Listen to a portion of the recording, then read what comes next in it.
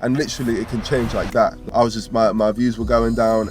I made a couple tweaks and stuff. My channel just started to grow and grow and grow. What were these tweaks that Nico made in order to launch his channel from a 50,000 subscriber base to one with millions? I don't believe that these were just tweaks, but 3 skills that he's been consciously honing for the past 8 years. From these skills, he's been able to make headlines, collaborate with other top content creators on the platform, and create an extremely loyal following. In this video, I'm going to be analyzing what these 3 skills Nico has mastered that has allowed him to average millions of views per upload. All 3 skills work in complete mastery together, combining to make Nico one of the platform's top channels. This is an analysis of YouTube views with YouTube views.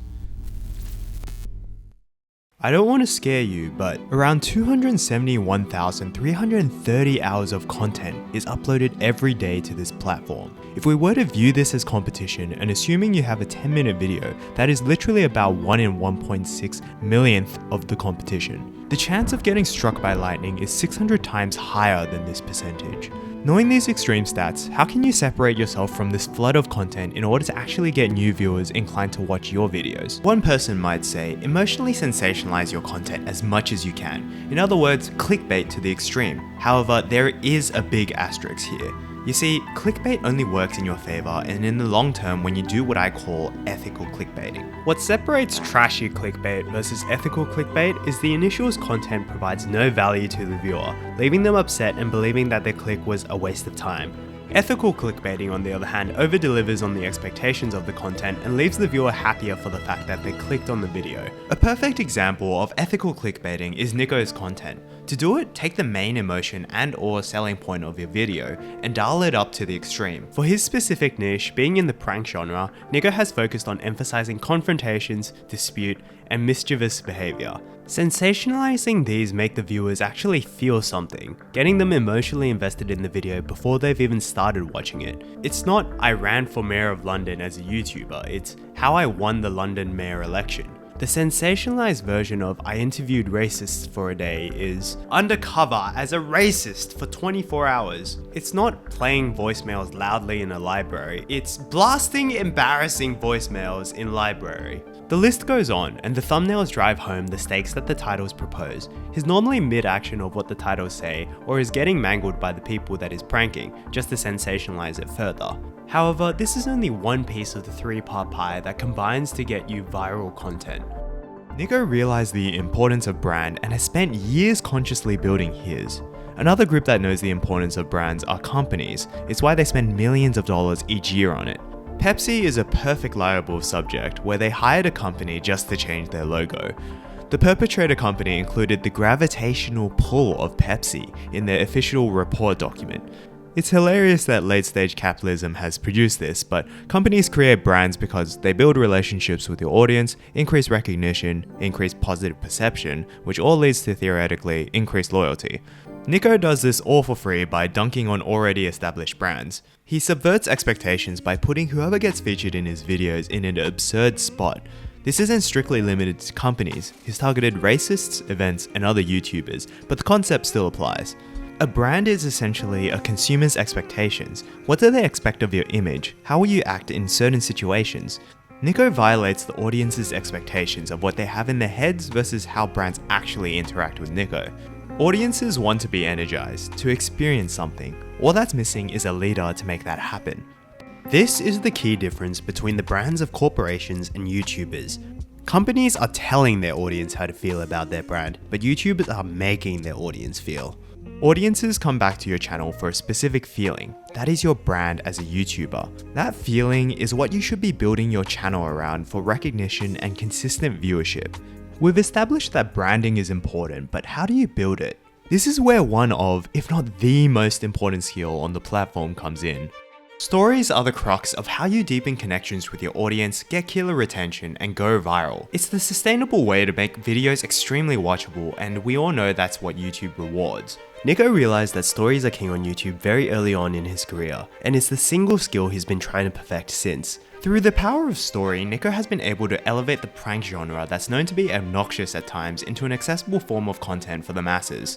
I'll analyze one of his best performing videos, I Opened a Fake McDonald's, where the story is a lot more subtle and therefore quite easy to miss. Let's apply the storytelling template, the Story Mountain, that was coined in 1871 by Edward Tyler, an English anthropologist. The value of this template is in its simplicity, as every story has these 5 core principles, from blockbuster films to fables that have stood the test of time and to now top YouTube videos. So starting with the introduction, it needs to build the premise for the audience to give them a reason to get to the end. Create your main hero character that is clearly directed to a goal to get your audience invested. But now my revenge will be sweet because I've decided, as promised, I'm gonna open one up myself. To open up my own McDonald's, and I'm gonna call it Not McDonald's. These goals create a challenge, a desire for changing the character and therefore the viewer. Without it, there's no drama or entertainment, and whatever is said becomes reduced to only a description. Craft the reason why an outside viewer should buy into your story and hook them in to stay. Nico's clear in his motives and reason for starting his own fake McDonald's. He's personally gotten hurt by the brand before, on top of a more altruistic reason. He's helping out a real local restaurant struggling from the pandemic on top of giving all the food away for free. This is an expensive feat he's about to undertake. The stakes are now established. This is all done in under a minute. Introductions have to be strong like this one, as it dictates if the viewer is going to buy into the story and stay for the journey. If not, then see ya, viewers already moved on to the next YouTube video. Successfully executing this moves us on to the next phase of the story. Build the challenges out further by elaborating on the stakes. This is all coming out of my pocket. I'm gonna go broke for YouTube. I mean, it's literally cost thousands of pounds. So all I ask, guys, is you subscribe to join the Nico Defense League. Hopefully we don't get sued. All right, I'll be back in 20 minutes. 20 minutes to steal as many McDonald's customers as possible. Let's go. If you're thinking about going to McDonald's, don't even think about it. Free food, the best of the best. We were getting so much interest that McDonald's themselves asked me to leave the premises. But the damage had already been done. My store, not McDonald's, was packed! Okay, it's still empty. We've got no one here yet. Listen, we're about to open up the store. I'm gonna brief the staff and then we're gonna get this rolling. He's pushed the story forward, which is crucial for a seamless experience for the viewer, as well as it being more rewarding experience later. It would be easy for Nico to tweet out to his audience to come to the restaurant. That doesn't provide any tension in the story and is therefore boring. So instead, he shows the struggle of no customers. Because of this desperation, when he actually gets his first customer, the dopamine hits stronger for the audience. It's been earned.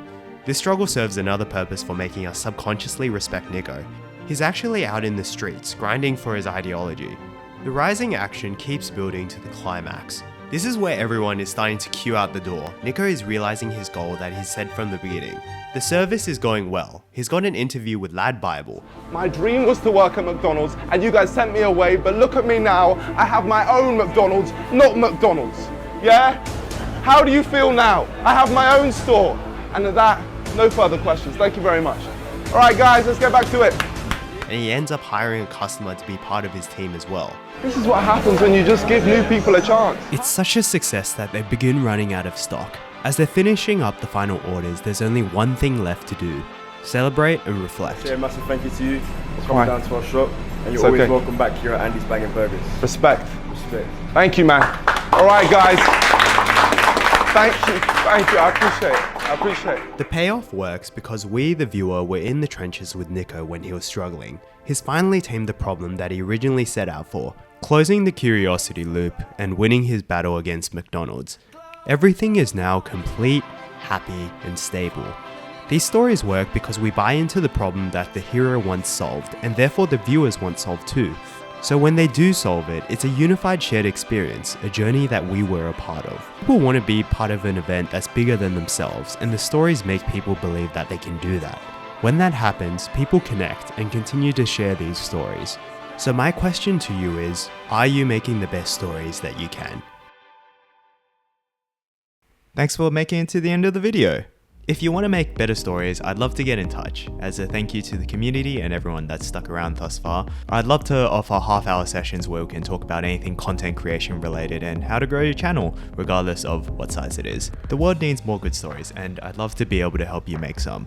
So fill out the form in the description just so I know I'm not being booked out by bots, and I'd look forward to chatting with you. That's all for now, so thanks for watching and keep creating. All it takes is just one video.